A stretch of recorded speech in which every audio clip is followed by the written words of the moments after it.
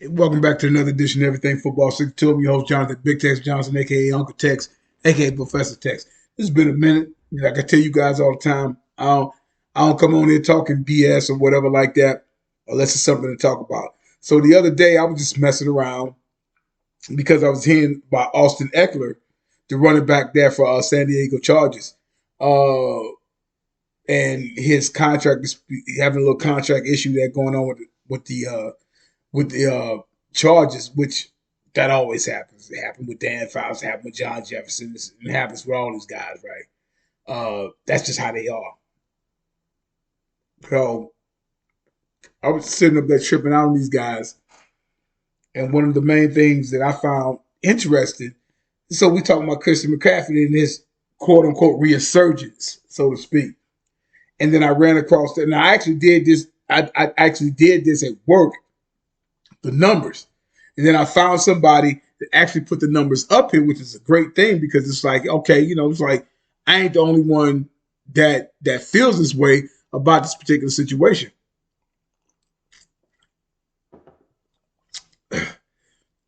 Both of these guys get drafted. We're talking about McCaffrey and Ekeler. Ekeler's played in 89. They both came in the league in 2017. Games played 89, 75. 811 rushing attempts, 1,025. 3,727 yards. He's only about 300 yards from 4,000 yards. 4,725, 26 yards. 34 to 38 as far as rushing touchdowns, right? First downs rushing 225 to 196, 41, longest run, da-da-da. Y'all see it up there, man. And all that. And it's just like my man just threw it up there and just like, I ain't gonna say nothing else. Now, McCaffrey is slated to make another $14 to $15 million. Ekeler's still making about $2 or $3 million a year. In the last 3 years. So in 2022, 17 games. First time McCaffrey played that many games, the full season, since 2019 when he won 1,000. That's where he got his contract from.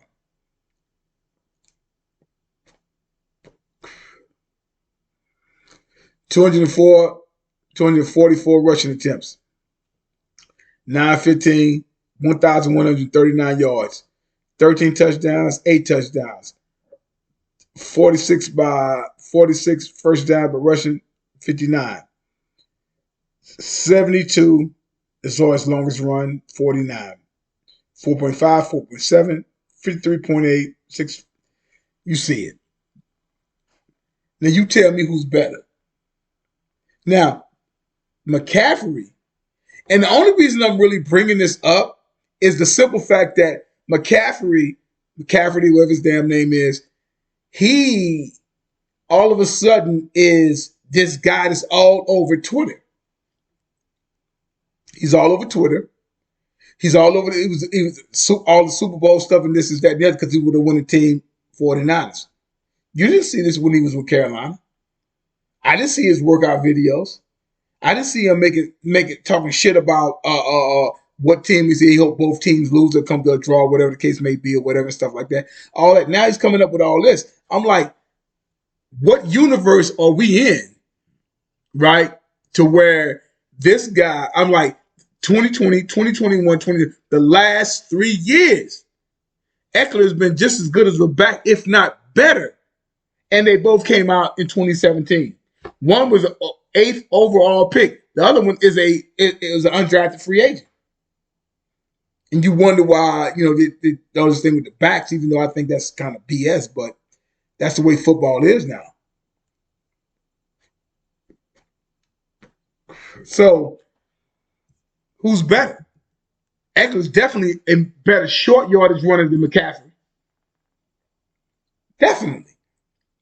Now, what I look at, or try to look at anyway, is the fact that you got somebody like him, and it's like Ekeler's trying to get some money. McCaffrey has it locked down because you got somebody like Saquon Barkley who's trying to get the type of money that McCaffrey has. Now I'm talking about Jacobs over there for the Raiders. Far better back. than this guy over here, than this guy McCaffrey. And I didn't even know who Ekeler was really until 2020. And that's why they shipped Josh Gordon off fumbling the ball all the damn time, because that's what Gordon does. And so this guy here, I'm like, so all of a sudden he's making his rounds and all this other kind of shit going on and stuff like that. It's like, I'll take Ekeler in a heartbeat. And this guy's gotten, McCaffrey has gotten all this play because of what? Because he's a white running back? Okay. I get it. I get it. He's not no Larry Bird. Okay? Name me the last white back that was that of a Larry Bird equivalent. You can't name him. You can't name them. They don't exist when it comes to playing that damn running back position. At best, you can sit up there and holler at John Riggins. And I've already done a show on that before. So, Ekeler, who can get better short yardage than this other guy can. Now, they'll talk about all that bullshit. John Purdy got hurt and this is that. I don't give a shit. They was losing that game either way. Philly was on that ass. Philly's defense is like that. And like I said, you think about Ekeler, and you think about them going up 27-0 on Jacksonville, and I went and checked the stats. He touched the ball 15 times. That's it? I'm like, you can talk all that shit about Justin Herbert all you want, but in the end, they lost that game because if you up 27-0, get the ball to your goddamn running back. You didn't do that. Thus, you lost. Instead, you kept trying to throw Herbert, and you wasn't down. You was up 27-0. And you ended up losing 31-30. I believe that's the score.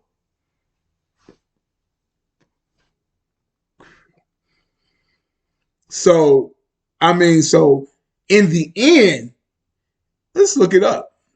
Just for shits and giggles. And I like shits and giggles. Austin Ekeler, 13 carries for 35 yards, 2 touchdowns. Longest run was 13 yards. 4 targets for receiving. Only 2 receptions. Meanwhile, Justin Herbert threw the ball 43 times. For 1 touchdown. Sacked 3 times, 1 touchdown. He didn't throw any picks. But give it to your workhorse.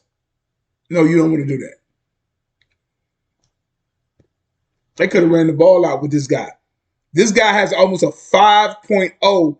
He's like 4.6, if I'm not mistaken, as far as carrying the football. 4.6. You don't give him. You don't give them. You do not give him the ball. Okay. But again, like I said, these guys, look at the stats, and they both came out in 2017. You're talking about somebody that has 3,727 yards, 4,726. Christian McCaffrey has missed damn near 2 years worth of football. When you break down the numbers of actually playing the game, there's a 16, 17 game season or whatever like that, missing all those games. Now, like I said, Daniel Jones for the Giants, without Saquon Barkley, they're a losing team. We'll see what happens this year. But he already showed that he can't carry them. Christian McCaffrey, who ain't only been in the playoffs because Cam was there in 2017, his rookie year, when he rushed like 400 yards. And Cam was the man. You put the ball in his hands. 2018, he was having a pretty decent season. Still, not much. 2019 was his joint.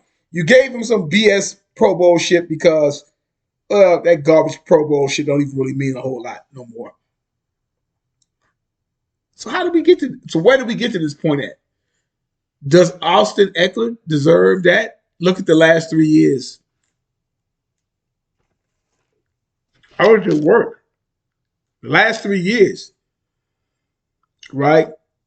For Ekeler, 2,356 yards, 26 touchdowns, receiving 1,772 yards, 15 touchdowns.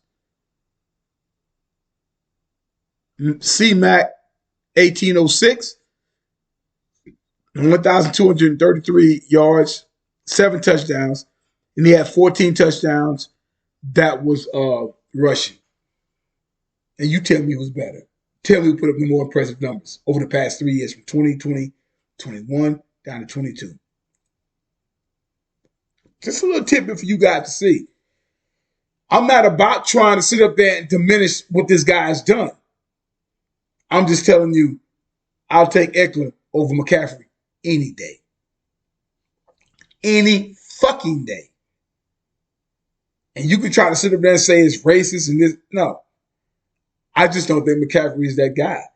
His body cannot take that particular pounding. And for 2 years, they're missing.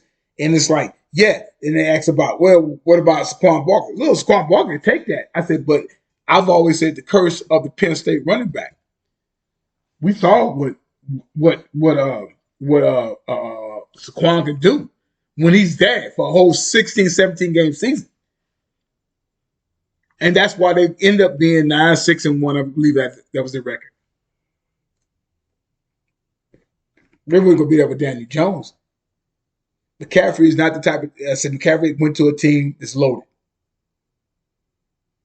It is what it is. You guys can get pissed off, mad, get off in your feelings if you want to, but I see it for what it is. And I said this, and I've said this before, and I said this before. It's like he can't put a team on his back. If he does it this year, he gets his props. I don't see that happening. I can tell you guys all the time, there is no GOAT. There's no greatest of all time as long as time's still going on. And like I say, numbers don't lie and get emotional. People do. You guys have a good one.